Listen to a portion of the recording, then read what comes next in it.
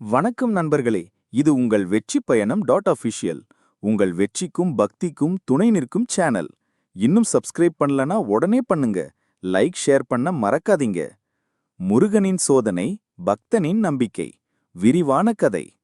பாகம் 1. பக்தன் அருணாச்சலத்தின் உறுதியான நம்பிக்கை. மதுரைக்கு அருகே உள்ள ஒரு குக்கிராமம். அங்கு அருணாச்சலம் என்றொரு எளிய விவசாயி வாழ்ந்து வந்தார். அவரது வாழ்க்கை முழுவதும் வயலில் சிந்தும் வியர்வைக்கும் உள்ளத்தில் பொங்கும் பக்திக்கும் மட்டுமே இடமிருந்தது. அவனது உள்ளம் எப்போதும் ஸ்ரீ முருகப்பெருமானையே நினைத்தது. வைகரையில் எழுந்து தன் வீட்டு வாசலில் இருக்கும் சிறு வேலுக்கு மலர் தூவி, வேல்வேல் முருகா, வெற்றிவேல் முருகா என்று மனமுருகி பாடுவான். அவனுக்கு வரும் துன்பங்கள் எதுவாக இருந்தாலும் முருகன் துணை இருக்கிறான் என்ற அசைக்க முடியாத நம்பிக்கை இருந்தது.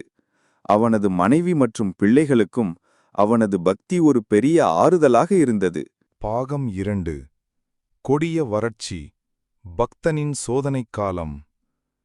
ஒரு வருடம் கிராமத்தில் வரலாறு காணாத வறட்சி ஏற்பட்டது. கதிரவனின் வெப்பம் நிலத்தைப் பிளந்தது. மழை பொய்த்து பயிர்கள் கருகி கிணறுகள் வற்றின. கிராம மக்கள் அனைவரும் துயரத்தில் மூழ்கினர். அருணாசலத்தின் வீட்டிலும் உணவு பஞ்சம் தலைதூக்கியது.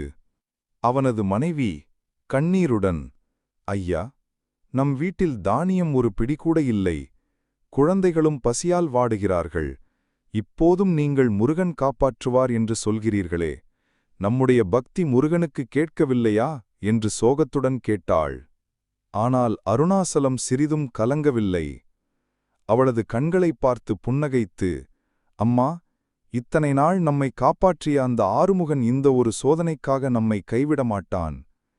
இந்த துன்பம் ஒருவேளை நம் நம்பிக்கையை சோதிப்பதற்காக அவர் கொடுக்கும் ஒரு வேலடி போல இருக்கலாம்.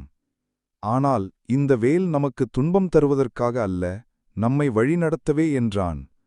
முருகனை பாடி அவன் நம்பிக்கை சொன்ன கவிதைகள்.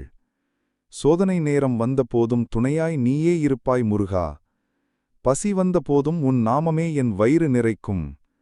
வேலெடுத்து காத்திருக்கும் உன்னை எந்த துன்பமும் நெருங்காது என்ன. கதை உணர்த்தும் பாடம். 1. நம்பிக்கை மட்டுமே போதாது. சோதனைகள் வரும்போது நம்பிக்கை ஒரு பெரிய சக்தி. ஆனால் அந்த நம்பிக்கை தன்னலமற்றதாக, மற்றவர்களையும் உள்ளடக்கியதாக இருக்க வேண்டும். 2. பெற்ற அருளை பகிர்தல். முருகன் நமக்கு அளிக்கும் வரத்தை நாம் நம்முடன் மட்டும் வைத்துக் கொள்ளாமல் மற்றவர்களுக்கும் பகிர்ந்து கொள்ள வேண்டும். அதுவே உண்மையான பக்தி. 3. சோதனையின் உண்மை நோக்கம். துன்பங்கள் நம்மை சோதிக்க வருகின்றன.